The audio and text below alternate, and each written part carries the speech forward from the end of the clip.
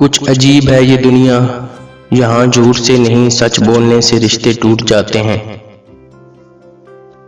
وہ بلندی کس کام کی جس پر انسان چڑھے اور انسانیت سے گر جائے۔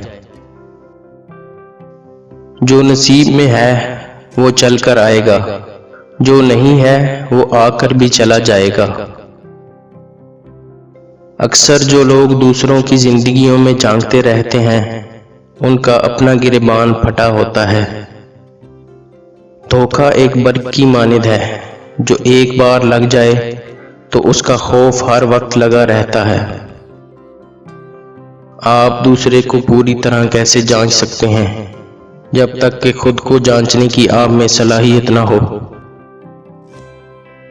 حالات کتنے بھی کڑے ہوں آخر گزر جاتے ہیں یا ہمیں ان کی عادت ہو جاتی ہے۔ ہر دو صورتوں میں اللہ کی یاد اور اللہ کا شکر تکلیف کا بہترین مداوا ہے۔